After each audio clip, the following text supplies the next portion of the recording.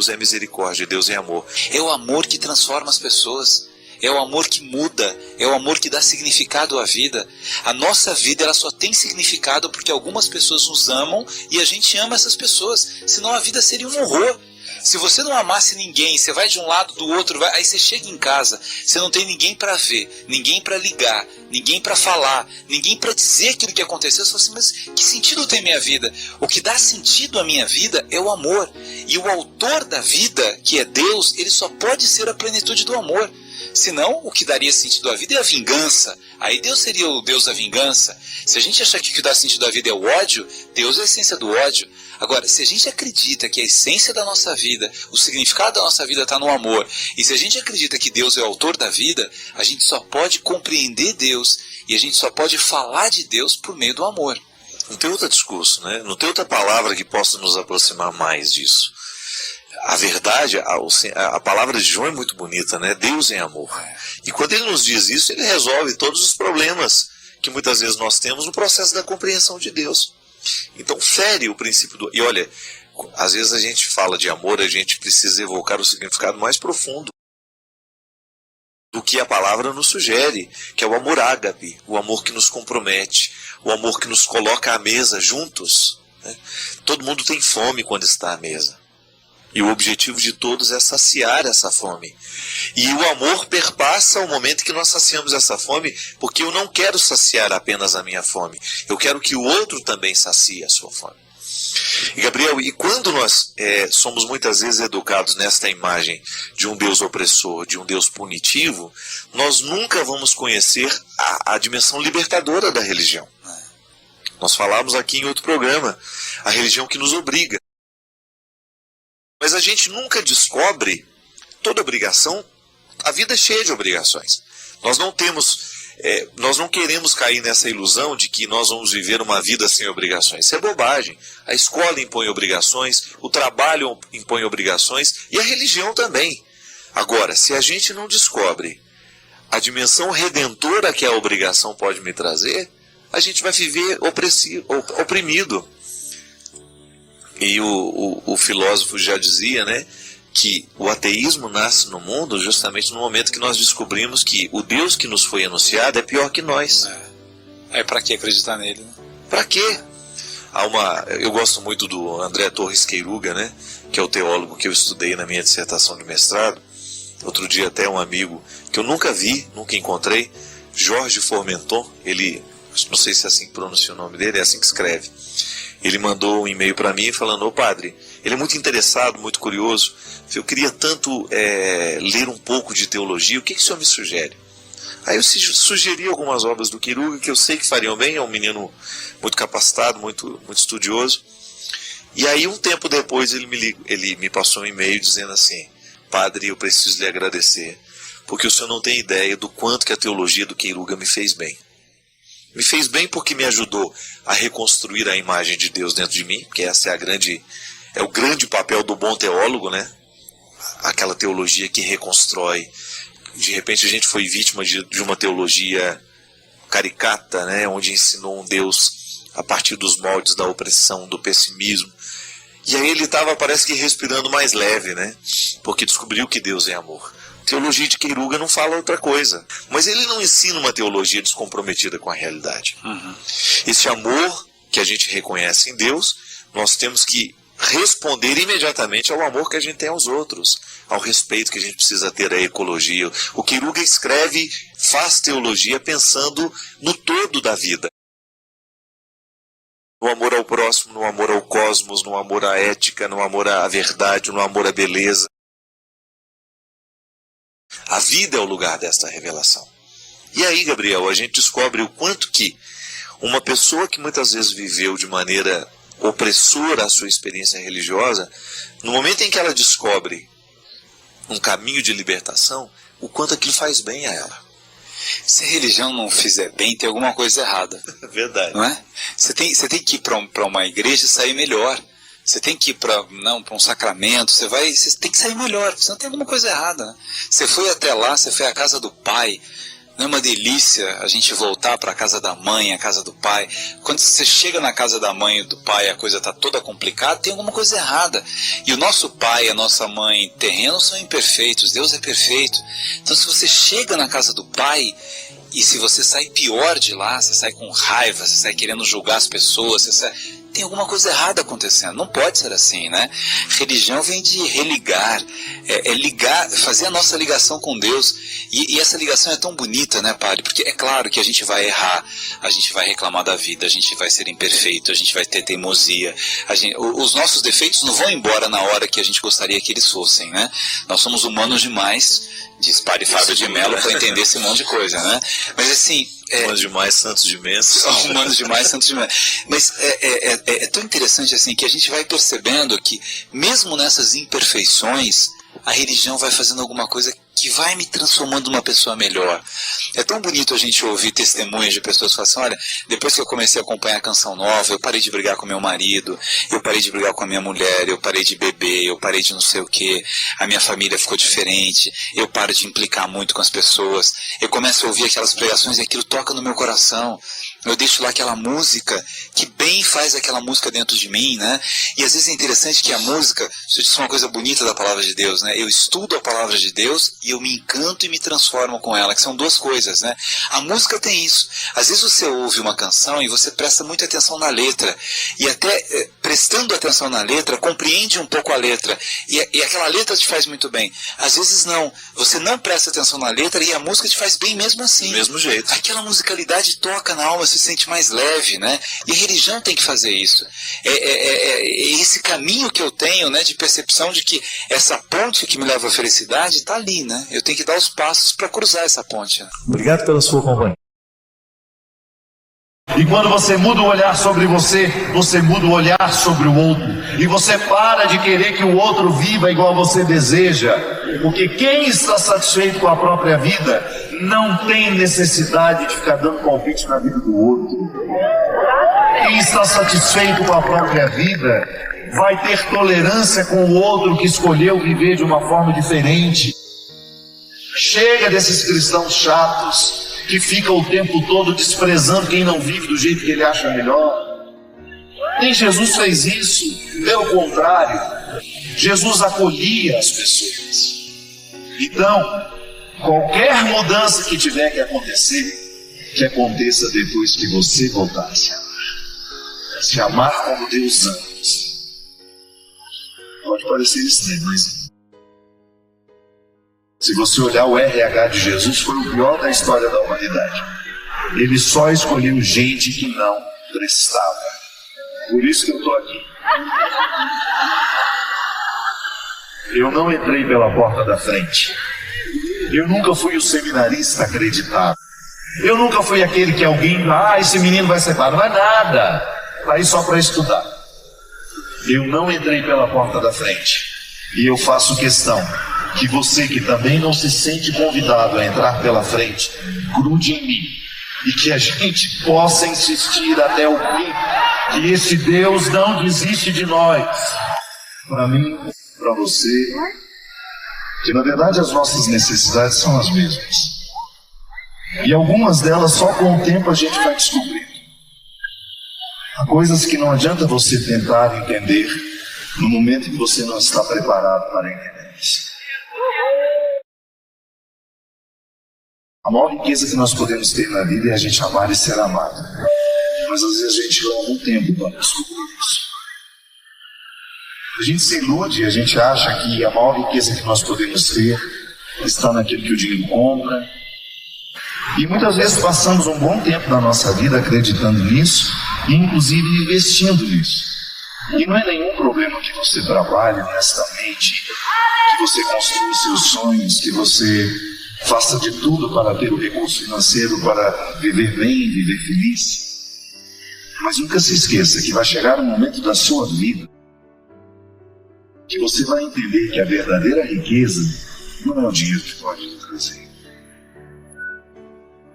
Algumas coisas o dinheiro compra, mas aquilo que realmente sustenta um ser humano em pé, sem medo de errar, não é o dinheiro que traz. o coração que conquista.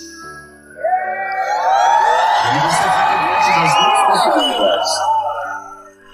Viver para conseguir o que o dinheiro compra não é nenhum problema, volto a dizer. Trabalhe bastante, estude bastante, extraia ao máximo as suas possibilidades, porque elas podem trazer muitas riquezas materiais. Não é nenhum problema você investir nisso. Mas nunca se esqueça que as riquezas que farão você sentir que a vida valeu a pena não será a sua conta bancária, não serão os prédios, as casas, os carros. Serão aquelas que o seu Deus. Não tem nada mais bonito que isso. Que você olhar para o lado e você perceber que a sua vida tem uma riqueza enorme que você levou tempo para construir. Porque o amor não é um investimento da noite para o dia. Não tem nada mais rico, minha gente, do que você confiar em alguém. Não tem nada mais precioso do que você estar ao lado de uma pessoa em quem você pode confiar, com quem você pode contar. Não é sem motivo que dentro da nossa casa, do nosso lar, é o aprendizado do amor. Não tem outro lugar para a gente aprender isso. Desde quando você entrou neste mundo, alguém precisou amar de forma muito radical você. Senão você não sobreviveria. Nas primeiras fases da vida, nós somos inteiramente dependentes de quem nos ama. E é assim que a gente aprende, não é lendo os livros. Amar a gente aprende amando. E exercitando. E é assim que a gente vai construindo a riqueza que o dinheiro não compra. Porque você pode até ter a oportunidade de comprar boas companhias. Basta você ter um dinheiro sobre. Basta você fazer festa, basta você liberar, e você vai estar sempre rodeado de pessoas. Mas não se engane. O seu dinheiro pode comprar uma companhia, mas jamais será capaz de comprar a fidelidade de outro. Fidelidade não é o dinheiro que traz, é o coração.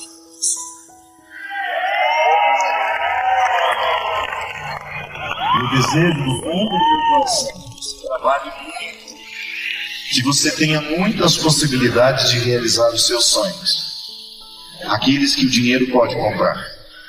Mas eu desejo do fundo do meu coração que você esteja rodeado de pessoas. Porque o que faz a vida valer a pena, é o tanto de amor que a gente ama. São as pessoas que a gente constrói ao nosso lado. São os vínculos que você sabe que vão durar a vida inteira. Por mais que a gente saiba que o outro vai morrer, que o outro vai embora, que o outro vai partir, mas enquanto ele estiver por aqui, o nosso vínculo com ele nos une de forma muito significativa. Isso é viver. Quando você, ao final de tudo, depois que ter que olhar para a vida que você escolheu viver, que você seja absolvido pela certeza de que você construiu o que realmente importa. Amar.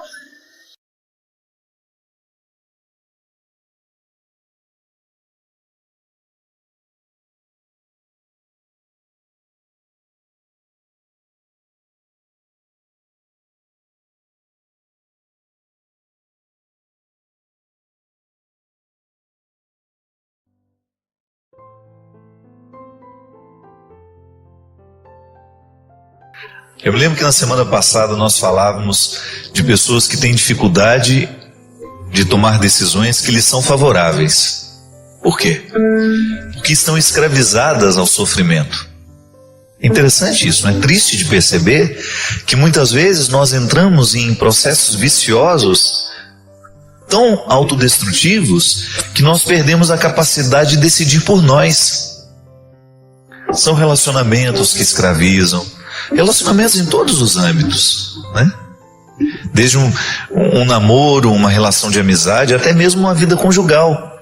Quando você percebe que você Para que aquele relacionamento dê certo, você tem de perder a sua pertença.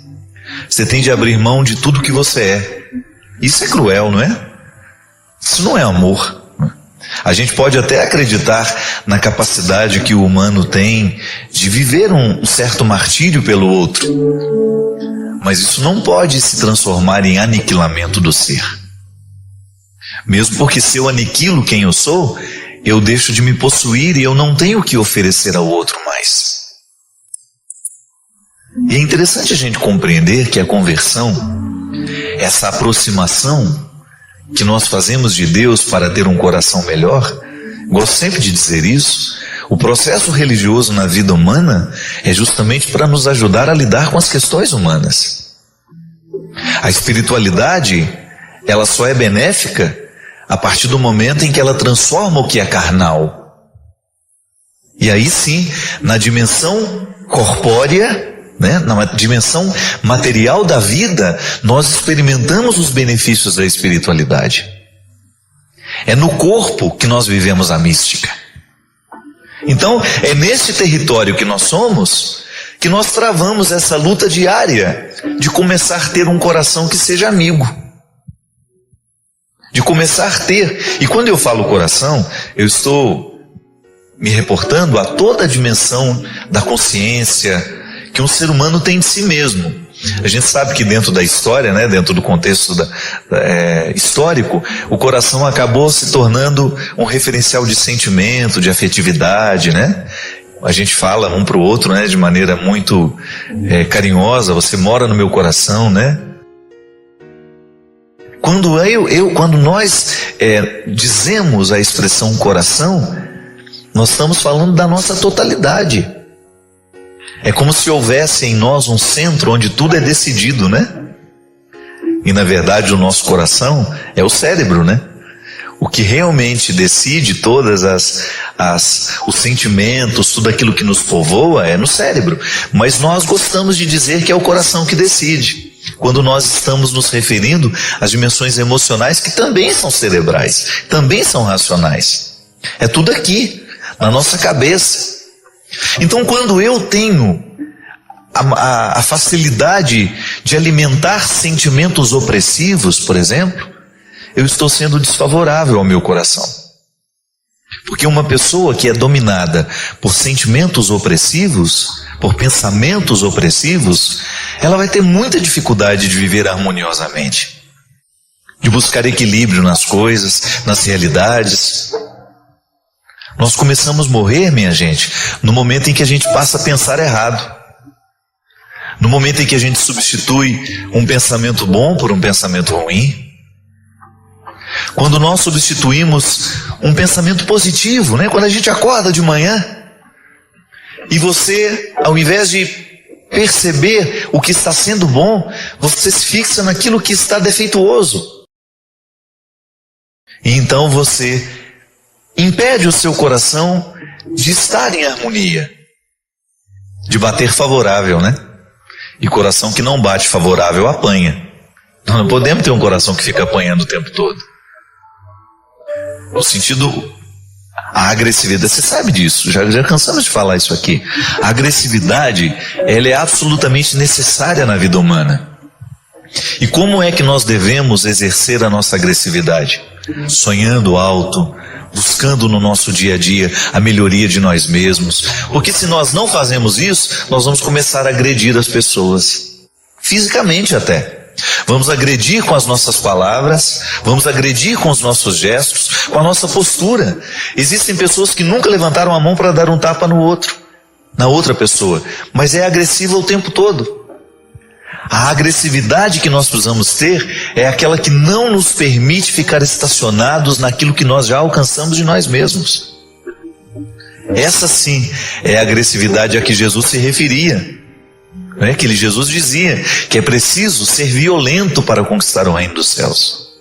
Não foi isso que ele disse? É preciso ser violento. Mas não no sentido de retirar a espada e sair matando todo mundo que passa pela nossa frente, não. A violência tem que ser quando você se encoraja para matar tudo aquilo que em você é nocivo. Tudo aquilo que em você é diabólico, tudo aquilo que em você, aquilo que em nós é prejudicial a nós mesmos. E é por isso que a conversão é sempre uma transformação de mentalidade. São Paulo já falava isso e nos ensinava com toda a sua cultura, né? São Paulo era um homem profundamente conhecedor da cultura de sua época, era um grande filósofo, um homem que tinha contato com a cultura profana, digamos assim, secular da sua época. E São Paulo traz toda a gama de conhecimento que a formação cultural dele tinha dado a ele para compreender o cristianismo. Essa é a grande diferença de Pedro e Paulo, né? Pedro, um homem simples que não teve oportunidade de estudar, então o que ele fez? Aplicou-se o tempo todo numa prática de levar o evangelho adiante, no corpo a corpo, né? No dia a dia, na tarefa árdua de viajar, de andar distâncias para fazer o evangelho acontecer nas comunidades. Paulo já era mais erudito, né? E tinha o grupo dele lá também, que gostava de pensar o cristianismo e disseminar o cristianismo com cartas, com palestras naquela época, né? Reunia, é verdade, ele reunia as comunidades nos grandes teatros. Então veja bem, você tinha naquele momento a igreja de Pedro caminhando com todas as dificuldades, né? com toda aquela coragem que Pedro tinha, porque Pedro era um homem trabalhador, era um pescador. Então certamente ele utilizava de todos os recursos que ele tinha para falar de Jesus a partir da experiência prática de ser quem ele era, de fazer o que ele fazia. E ele converteu muita gente.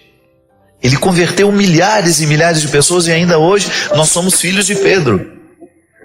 Mas Paulo, com sua capacidade de pensar o cristianismo, levou o cristianismo aos lugares mais inusitados através da cultura. Através da inteligência, da elaboração de cartas que ainda hoje nós lemos nas nossas comunidades e dizemos, depois que terminada a leitura, palavra do Senhor. Então Paulo entendeu que a conversão é a mudança de mentalidade. O verdadeiro cristão é aquele que está constantemente passando por um processo de transformação mental. Olha que fantástico isso. Você sabe que cada vez que você aprende uma coisa nova, o seu cérebro é modificado fisicamente? Ele sofre modificações físicas. Então, quando nós mergulhamos no mistério do cristianismo, nós começamos a assimilar um jeito de ser e de pensar de Jesus. Fico pensando, minha gente, que no início do cristianismo, muitos foram mortos porque pensavam como Jesus, porque viviam como Jesus. Somente no ano 300 e alguma coisa, não sei se foi 314, que Constantino, o imperador, oficializa o cristianismo como religião oficial do Império Romano. E por incrível que pareça, a partir do momento que Constantino oficializa, que permite, o cristianismo perdeu um pouco a sua força. Interessante isso, né? Que antes de ser a religião oficial, era o tempo do martírio, era o tempo onde as pessoas tinham que fazer de tudo para viver a crença em Jesus, mesmo proibidos, mesmo negados. As pessoas precisavam lutar. E eu me lembro que eu tinha um professor de história da igreja que falava que quando se oficializa o cristianismo, começa a se ter um relativismo religioso. Se você for pensar, hoje nós somos proibidos de viver o nosso cristianismo? Não. Só que nós estamos dentro de uma sociedade que está fechando o cerco, cada vez mais. A aprovação dessa profilaxia do aborto, né? Como algumas pessoas chamaram, essa emenda que pode abrir portas, sim, para que o aborto seja cada vez é como se fosse uma água que vai minando aos poucos, né? A igreja será sempre radicalmente contra todo processo que possa facilitar o aborto de uma criança. Nós não estamos nem aqui entrando no mérito das questões das políticas públicas, que a mulher tem direito a isso, tem direito àquilo. Nós não estamos entrando nesse mérito. Essa é uma discussão política. Nós estamos falando do valor da vida, que nós precisamos preservar o tempo todo. Agora, se você pensa, o que muda para nós cristãos qualquer brecha que possa haver de lei para que o aborto seja oficializado? Absolutamente nada. Porque para nós a vida continua sendo um valor. E nós vamos fazer de tudo, ainda que seja um trabalho de formiguinha, para que nenhuma mulher aborte o filho que está esperando. O evangelho não é apenas uma mochila que leva às costas e que de vez em quando você se livra dela. Não, está internalizado. Nós compreendemos a proposta de Jesus, tornou-se uma maneira de pensar. Então para nós será sempre inadmissível que uma criança seja morta porque, sei lá, porque a mãe não planejou aquela gravidez, ou porque aquela mãe passou por um processo que foi alheio à sua vontade. Mas a partir do momento que a vida existe, nós precisamos nos comprometer com ela. E é aí que entra a questão. Quando eu tenho um coração que me é favorável, quando o meu coração está convertido, eu não vou precisar fazer muito esforço para querer o bem. Isso é fantástico, minha gente. A gente identificar que a conversão, a verdadeira conversão, faz com que o bem seja natural em nós. Que nem sempre a gente faz o bem que a gente quer. Por quê? É a concupiscência. Uma palavra difícil, né? Que fala de uma coisa muito simples. O que é a concupiscência? A tendência natural que nós temos de errar. E a conversão é isso. É você colocar a concupiscência num certo controle. É você identificar que em você existe uma fragilidade que precisa de cuidado. Eu sempre gosto desse exemplo. A fragilidade não pode nos assustar. É como um cristal. Eu tenho uma peça na minha casa que é preciosa. Então eu tenho que guardar de um jeito que ela não esteja exposta aos riscos de ser tratada de qualquer jeito, né? Por quê? Porque ela é de cristal. Ela é frágil. Então o que é frágil me indica que haverá um cuidado maior. Nós não temos almas rudes. Nós temos almas frágeis. E por isso que dentro de nós precisamos passar constantemente pela experiência do cuidado, pela experiência da compaixão, pela experiência da amorização. Porque se a gente não coloca amor nesse coração, se a gente não converte o nosso coração, querer o bem vai ser sempre um processo penoso para nós. Fazer o bem será sempre um processo doloroso. E não pode ser assim.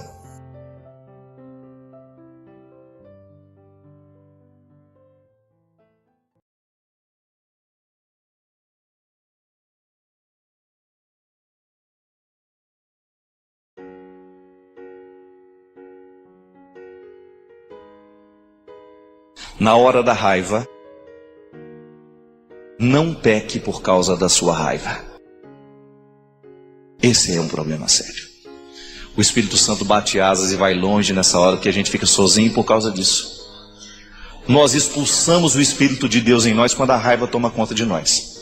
E você sabe muito bem o preço que você já pagou muitas vezes por causa de um momento de raiva que você não conseguiu dominar. Falou o que não queria, olhou de um jeito que não queria, agiu de um jeito que você não queria. Por quê? A raiva é um processo de inconsciência. São motivos ocultos que estão vindo para fora, que você não tem domínio e que explode numa atitude agressiva. Pode observar que cada vez que o ser humano fica encurralado nele mesmo, a atitude dele será sempre de agressão. Não sabe explicar o que está acontecendo.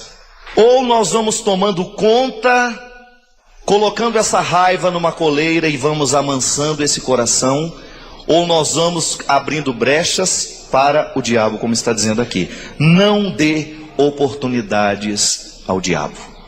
Não dê. Fecha todas as portas da sua casa, fecha todas as portas da sua vida, para que o inimigo da sua felicidade, para que o inimigo de Deus não tenha nenhum espaço na sua vida. Eu me lembro que uma vez, com a primeira vez que a minha mãe teve televisão dessas, via antena, satélite, sei lá como é que chama isso, ela falou, me ligou e falou assim, Fabinho, moço falou que tem uns canais proibidos. Aí ele perguntou para mim se eu quero colocar uma senha. Falei, não, mãe, só não tem que ter nem senha para isso. Nem tudo que for proibido, que ele está dizendo que é canal proibido, não queira na sua grade. Porque um dia o dedo digita a senha. Esse dedo não me pertence, né? Tem hora que o diabo toma conta só de algumas coisas em nós. Tudo é de Deus, menos o dedo. Tá tudo consagrado, mas o dedinho não tá, gente. E aí? O que faz com o dedo? De vez em quando o diabo toma posse só de algumas partes do corpo. Por quê? Estou falando de uma maneira... Estou brincando de uma situação, mas que é verdade. Você pode observar que às vezes nós estamos inteiros em Deus.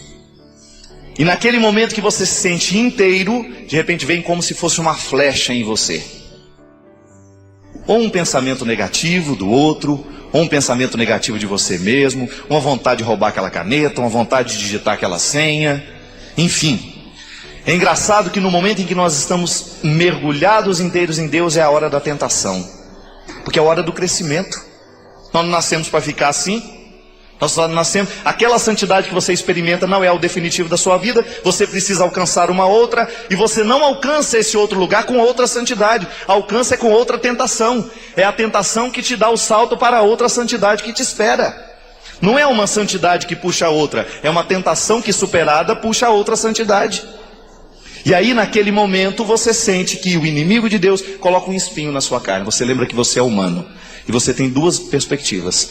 Ou você dá vazão a isso e digita a senha e o diabo entra na sua vida com todas as forças que ele tem. E você sabe muito bem dos poderes diabólicos que estão neste mundo de hoje. E aí você aos poucos vai esquecendo esse processo do Espírito na sua vida, na sua carne. E em pouco tempo você já está inteiro. Do dedinho vai passando para cá. É igual câncer que dá metástase.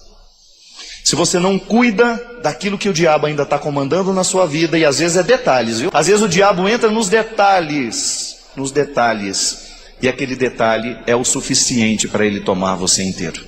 Basta você deixar. Pequenas medidas. O diabo entra na nossa vida e nos destrói a partir de pequenas medidas. De repente ele tomou conta de tudo. Porque ele entra devagar. Ele é silencioso. Sedutor. Pequenas medidas são capazes de destruir uma família inteira, justamente por causa disso.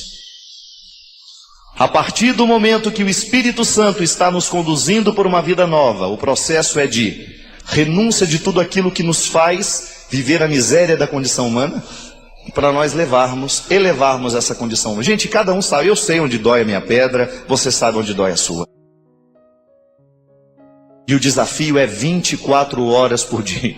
A mãe da Veridiana, minha amiga, ela virou e falou assim, eu achei engraçado, ela falou assim, eu não aguento mais o Edir não, Fábio. Edir é o filho dela. O que foi? O Edir quer que eu seja cristã 24 horas por dia. Eu falei, Edir, pelo amor de Deus, meu filho, pelo menos 15 minutos eu preciso mandar o outro. Eu achei aquilo muito honesto da parte dela. E é verdade. Às vezes nós queremos ser cristãos 23 horas e meia. Se você for observar, você é muito mais santo do que não. Às vezes nós temos uma visão muito pessimista de nós mesmos. Mas o grande problema está na hora em que nós abrimos a brecha. Porque ali, nessa pequena medida que você abre, é possível que você volte inteiramente à experiência do homem e da mulher velha. Aí você volta a saborear aquelas comidas estragadas, assim como o filho pródigo um dia precisou experimentar para saber. Ou então você definitivamente fecha a porta e diz, não, a partir de hoje o meu compromisso é com o meu crescimento, e eu não vou permitir que absolutamente nada que possa ser contrária à minha felicidade, à minha realização, que venha fazer parte de mim. Gente, o valor das pequenas medidas não é uma fórmula mágica, mas você pode ter certeza que é a fórmula que dá certo na nossa vida no momento em que nós descobrimos. Assim como o sal de cada dia dá sabor a toda a comida. A experiência nossa de cada dia com Deus, seja lá do jeito que você é capaz de viver. Não existe uma fórmula para todos. Cada um de nós temos um jeito de ter esse contato pessoal com o Senhor. E esse contato pessoal com o Senhor é como você olhar no espelho. E você olha. E você percebe o que em você precisa ser melhor. Você não faz a experiência do espelho todos os dias para sair de casa? Deveria fazer, se não faz. Olhar-se no espelho é um jeito interessante que a gente tem de perceber o que a gente vai apresentar ao mundo naquele dia. Olha todos os dias de manhã e você sabe.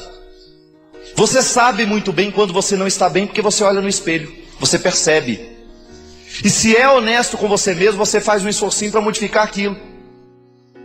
Você faz aquele esforcinho nosso de cada dia, faz uma maquiagem. Não é assim que você faz? Para ficar mais bonita? Isso é amor próprio. Amor próprio na dosagem certa só faz bem a quem vive. E aí você, naquela experiência de olhar-se no espelho, é a mesma coisa diante do Senhor.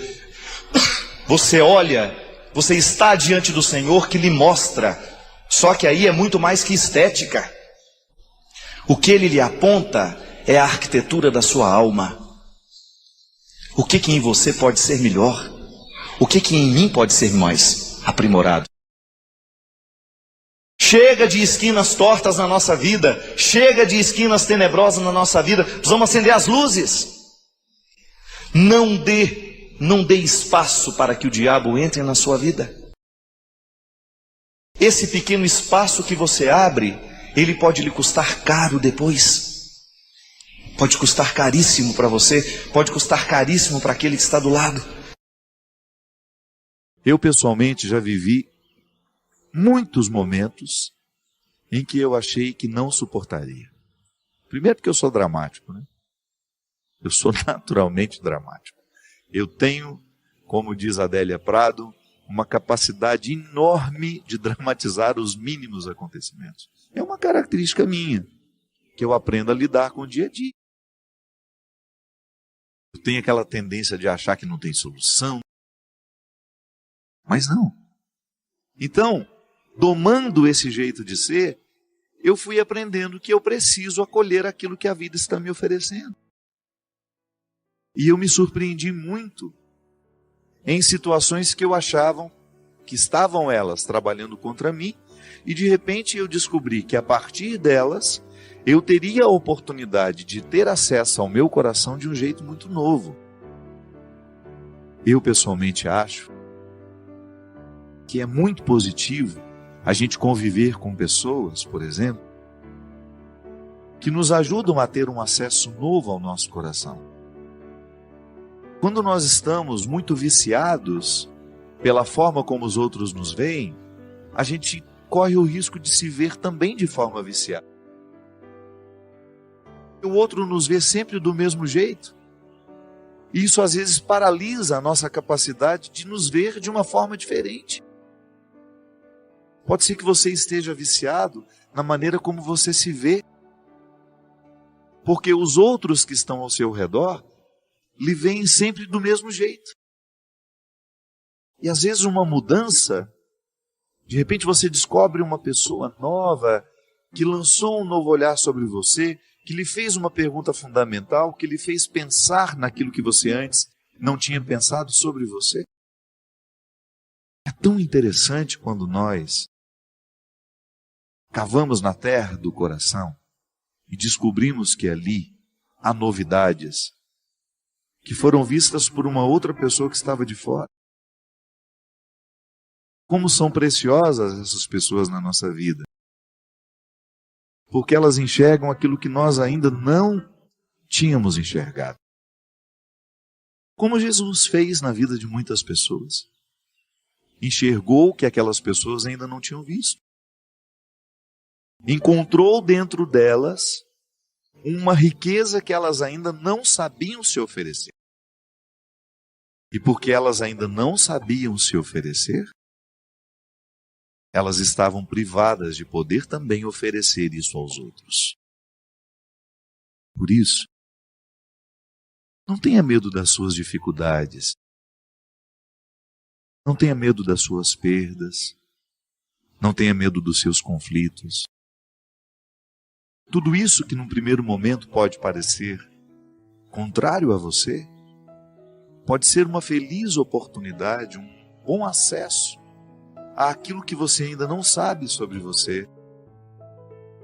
Há uma força que ainda está oculta e que virá à tona à medida em que você permitir que a própria realidade conflituosa lhe ajude, lhe motive a buscar o que você não sabia possuir.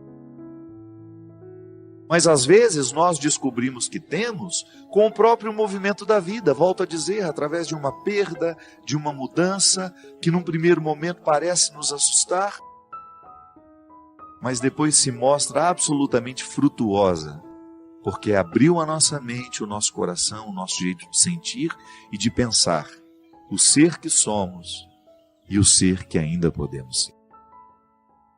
Permita que a dificuldade de hoje, o sofrimento de agora, a lágrima deste momento, lhe conduzam à sua mais profunda verdade. Lá onde estão os seus valores, lá onde estão as suas qualidades, e que talvez você esteja esquecido delas. Lá onde estão as qualidades que, de repente, pelo seu jeito de viver, pela sua forma de construir a sua vida, a sua rotina, você acabou se esquecendo que possui. Nada pode nos empobrecer mais do que nós possuirmos riquezas e não termos à disposição essas riquezas. Nada pode nos empobrecer mais do que sermos proprietários de grandes riquezas que desconhecemos. Dentro do coração há tantas riquezas, há tantas pedras preciosas, mas é preciso buscá-las. Não basta tê-las, é preciso utilizá-las. Não basta ter riquezas, é preciso saber instrumentalizar tudo isso. Às vezes, minha gente, nós precisamos só de acordar.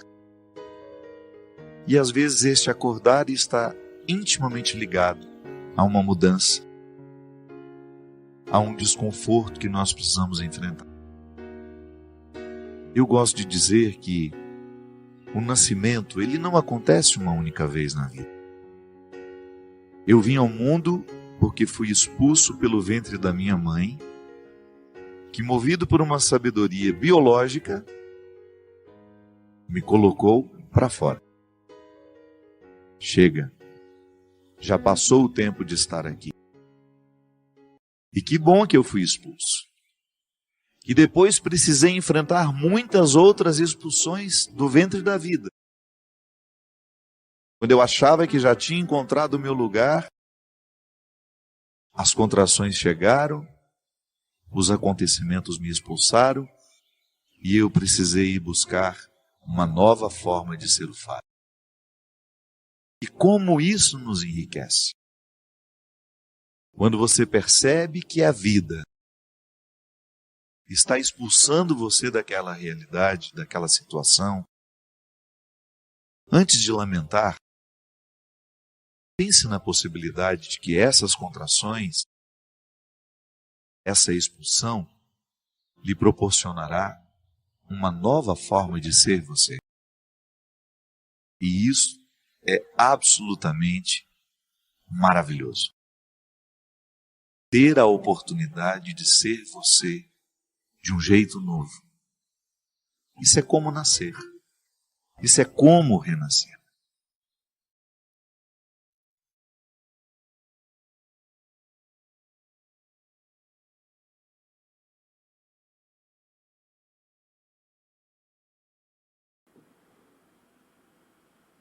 Meu amigo, minha amiga, ficar até o final não é pouca coisa, hein? Mostra que você se importou o suficiente para ir além da superfície. Se isso te tocou de algum modo, inscreva-se no canal, deixe o seu comentário com o nome da sua cidade, com o nome do seu país. Compartilhe com alguém que possa se beneficiar dessas ideias. Valeu? Um grande abraço e até o próximo vídeo. Tchau, tchau.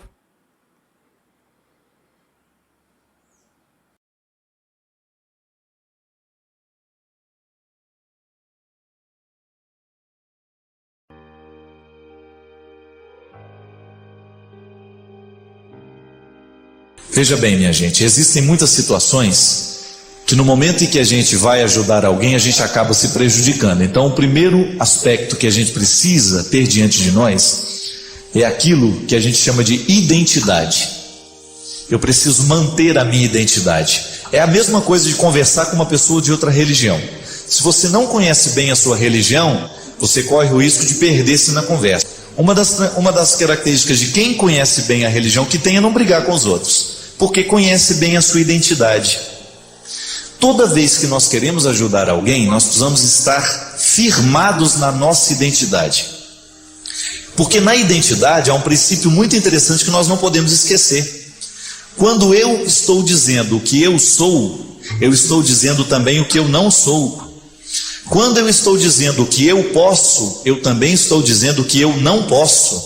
Identidade é isso. É você não só dizer o que você é, mas também dizer o que você não é, e também dizer o que você pode e dizer o que você também não pode. Quando a gente vai ajudar alguém, quando a gente se perde, por que a gente se perde?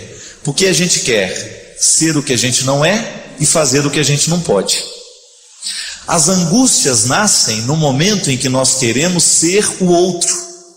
No momento em que nós queremos tomar a decisão pelo outro, no momento em que nós queremos viver pelo outro, aí é claro, nós vamos ficar decepcionados, porque o outro muitas vezes não está nem um pouco preocupado com o que nós estamos pensando para ele, ou com o que nós estamos querendo para ele. Uma bonita forma que a gente tem de ajudar é primeiramente a gente mantendo a devida distância. O seu problema não é meu, deixe isso claro para ele. Nós queremos ajudar, mas o seu problema não é meu, o seu problema é seu antes de qualquer coisa. E nós só vamos interferir no seu processo no momento em que você quiser que a gente interfira. Muitas vezes, minha gente, as pessoas não mudam do nosso lado, é porque a gente insiste demais com elas. Para de insistir para você ver. Deixe que a pessoa chegue à conclusão por ela mesma. O máximo que você pode fazer é alertar. Não é justo que uma família inteira se destrua porque uma pessoa está desorganizada ali dentro. Se ela está desorganizada, a desorganização dela tem que chegar a incomodá-la.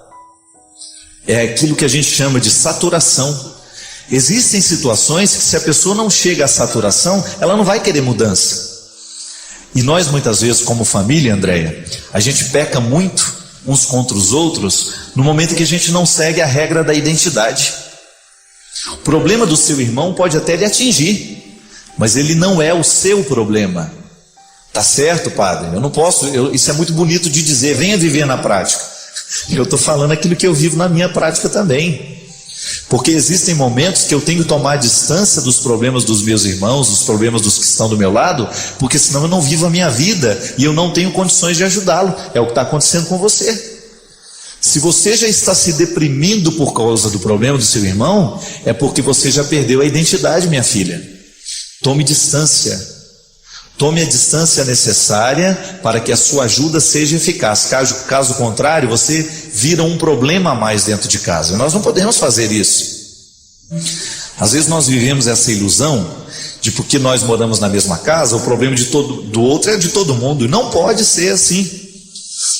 Nós precisamos descobrir um jeito de colocar a pessoa na responsabilidade da vida dela, minha gente, senão ela não vai crescer nunca. Muitas vezes as pessoas permanecem imaturas do nosso lado, é porque a gente não deixa ela viver o problema dela. A gente quer viver, nós queremos assumir o problema dela. E geralmente quem sofre mais é quem tem mais maturidade. Pode observar. Aquela pessoa que é mais centrada, aquela pessoa que ela é mais equilibrada, ela tende a sofrer e absorver o problema de todo mundo. Só que não pode ser assim, senão você vai continuar infantilizando seus irmãos. Um jeito que a gente tem de ajudar a pessoa a resolver o problema dela é você fingir que você não está vendo mais.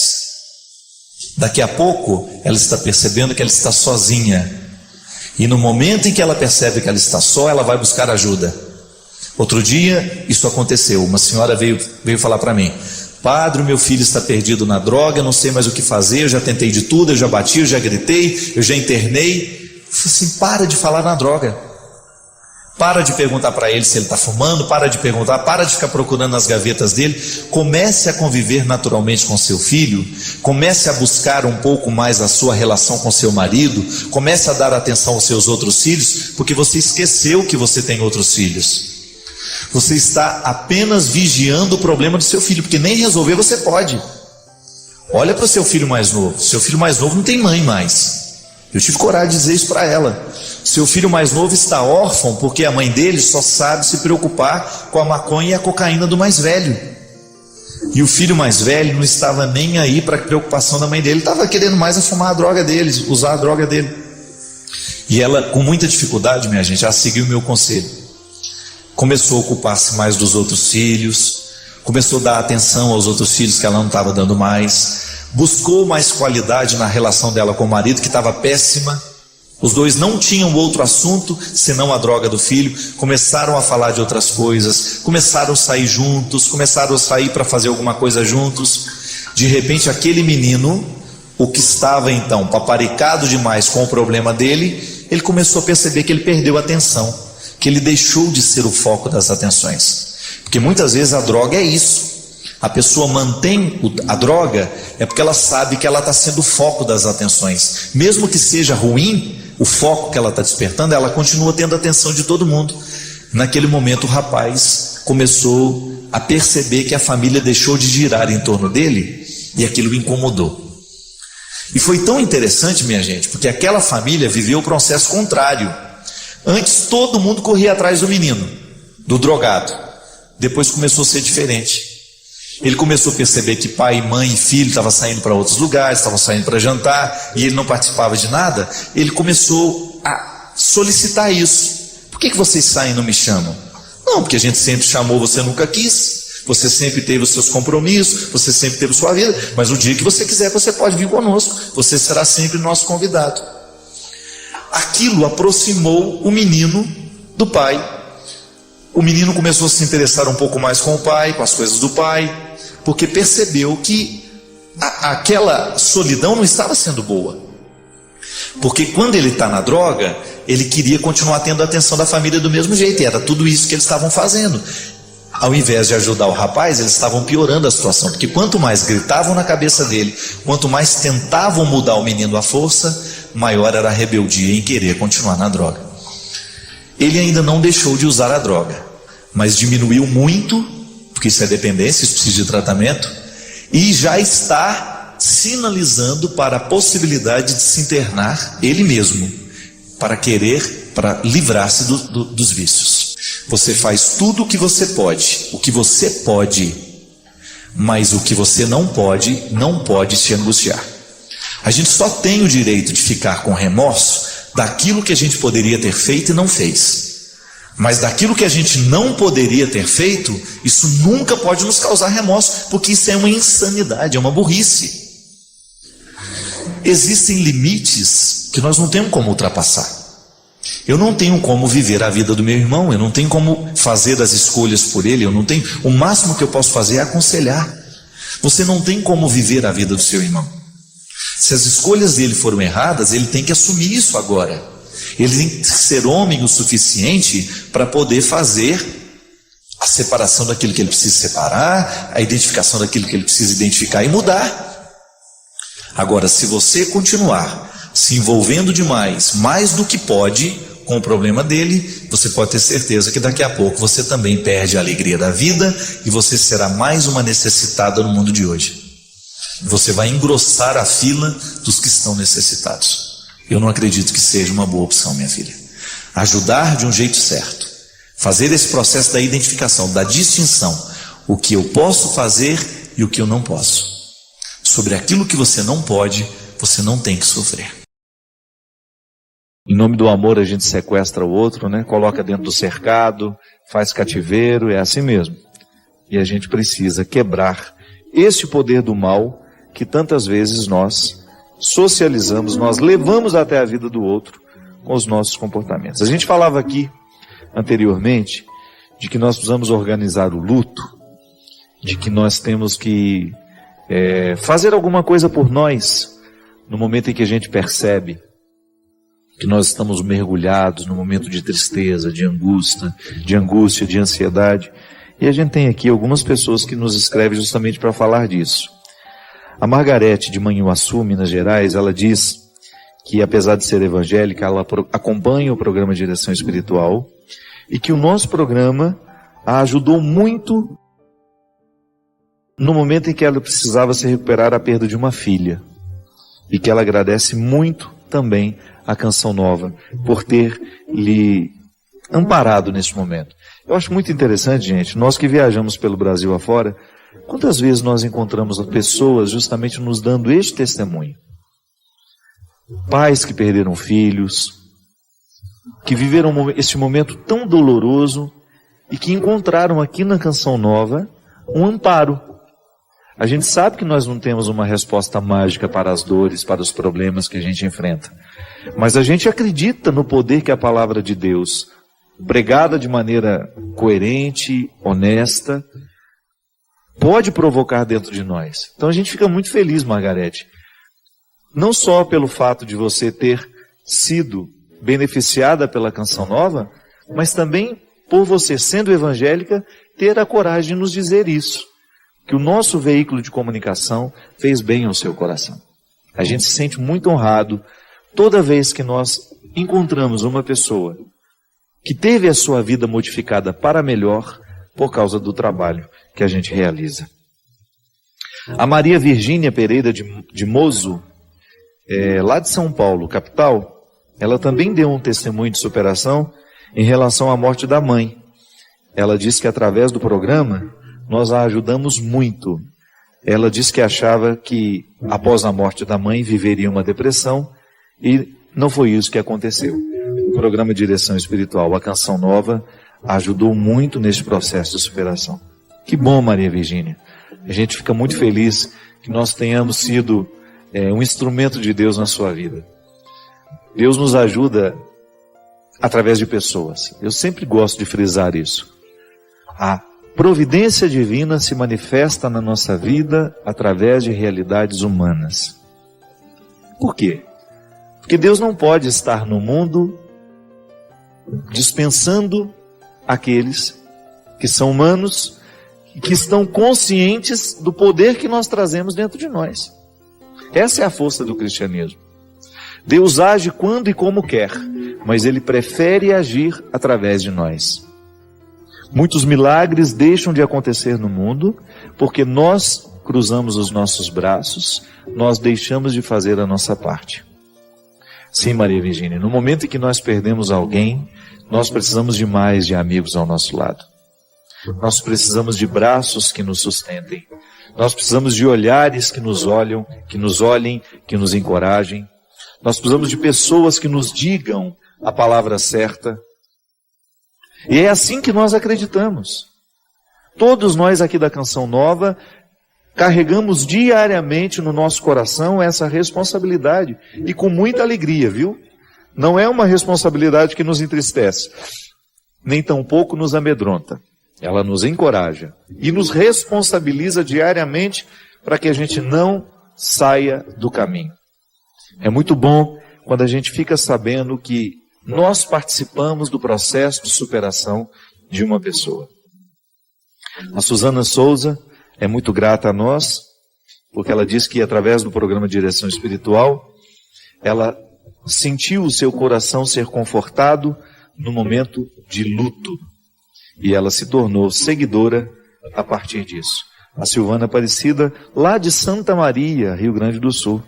O nosso abraço ao povo de Santa Maria, de maneira muito especial aos pais daqueles jovens e adolescentes que perderam a sua vida dentro daquele acidente terrível, daquele incêndio naquela boate, onde tantos jovens perderam a sua vida. A gente sabe que é muito doloroso viver um processo como este. A gente dar passo na direção de um futuro, sabendo que nós sepultamos um filho. É uma dor que não tem nome. E a gente acredita que em Santa Maria esse processo tenha sido extremamente doloroso. E tem sido muito doloroso para muitos pais. Nós queremos demonstrar, mais uma vez, porque às vezes, porque já passou o tempo para nós.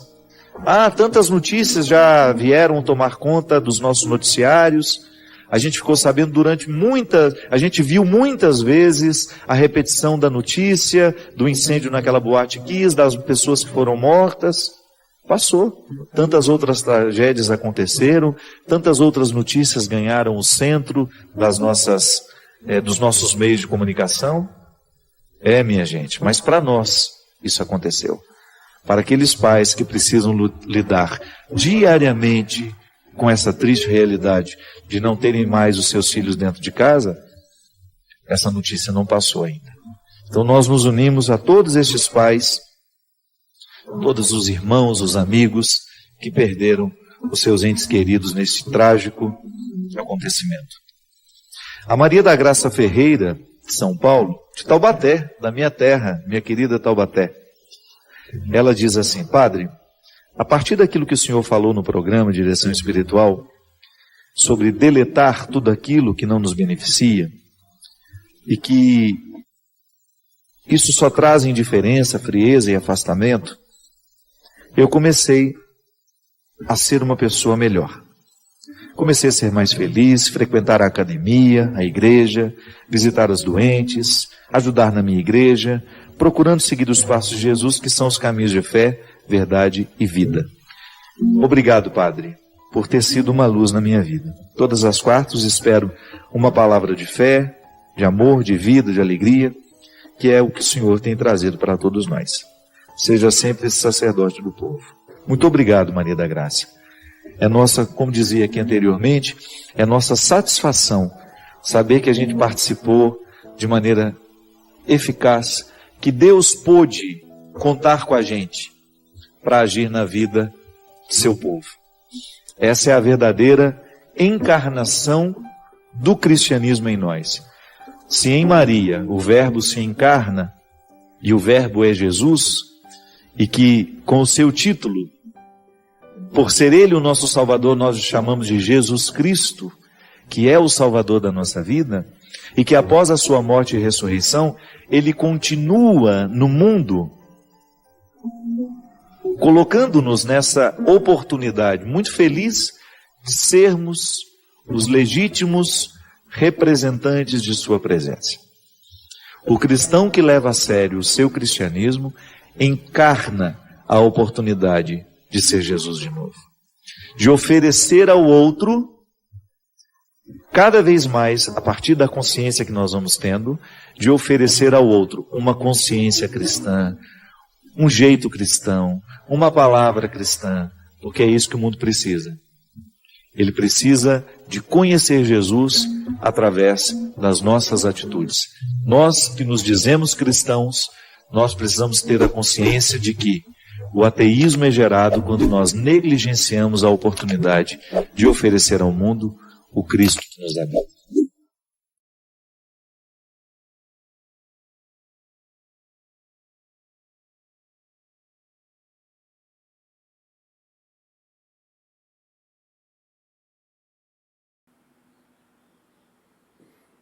Num mundo repleto de cortes, de vídeos curtos, de distrações, você escolheu ficar aqui e ouvir isso até o final. Isso já diz muito sobre a sua disposição de ter um olhar mais fundo. Escreve aí nos comentários a sua cidade e, se quiser, se inscreva e compartilhe esse vídeo com alguém que também não tem medo de pensar. Valeu? Um grande abraço a todos e até o próximo vídeo. Tchau, tchau!